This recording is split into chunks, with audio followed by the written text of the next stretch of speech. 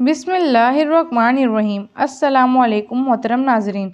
सुल्तान महमूद गजनवी के मुसाहिबीन ने उन्हें ये शिकायत लगाई कि बादशाह सलामत अय्याज की एक अलमारी है, ये इस अलमारी को ताला लगा कर रखता है और रोज़ाना इस अलमारी को खोल कर देखता है और किसी दूसरे बंदे को देखने नहीं देता।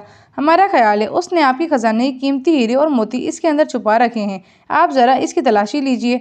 जब बादशाह को ये शिकायत लगाई गई तो बादशाह सलामत ने इसी वक्त अय्याज को बुलवाया और कहा, अय्याज क्या तुम्हारी कोई अलमारी है? उसने कहा, जी है। पूछा गया, इसे ताला लगाकर क्यों रखते हो? उसने कहा, जी हाँ। पूछा, किसको और देखने नहीं देते हूँ? अर्ज़ किया, जी नहीं। फिर पूछा, क्या तुम खुद इससे रोज़ाना देखते हो? अर्ज़ किया, जी हाँ। फिर बादशाह ने फरमाया कि चाबी लाओ। अय्याज ने चाबी दे दी। बादशाह ने किसी बंदे को भेजा कि जाओ इस अलमारी में जो कुछ मौजूद है वो लाकर यहाँ सबके सामने पेश करो।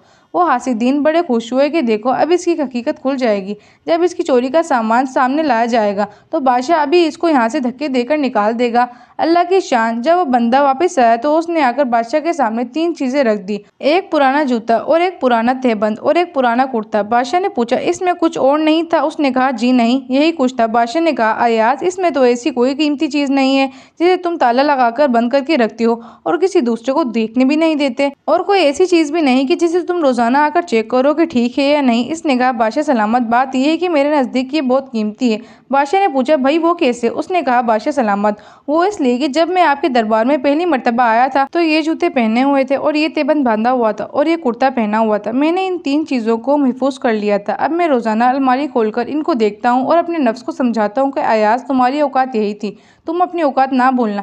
अब तुम्हें जो कुछ मिला है ये सब तुम्हारे बादशाह का तुम पर एहसान है, लिहाजा तुम अपने बादशाह सलामत का एहसान सामने रखना। बादशाह सलामत, इस तरह मुझे अपनी औकात याद रहती है कि मैं क्या था और मुझे बादशाह के कर्ब ने क्या क्या इज़्ज़त बख्शी। काश हमारी भी यही कैफियत हो जाती कि हम अल्लाह रब्बुल इज़्ज़त की नेमतों का ख्याल रखते और अपनी औकात को याद रखते। जी तो मोहतरम नाजरीन, ये थी हमारी आज की कहानी। उम्मीद है आप लोगों को ये कहानी अच्छी लगी होगी। अगर आप लोग चाहते हैं कि इसी तरह की इंटरेस्टिंग कहानी आती रहें तो आप लोग मेरे चैनल को सब्सक्राइब कर दें। वीडियो अच्छी लगी हो तो लाइक, शेयर एंड कमेंट ज़रूर कीजिएगा। आज के लिए इतना ही।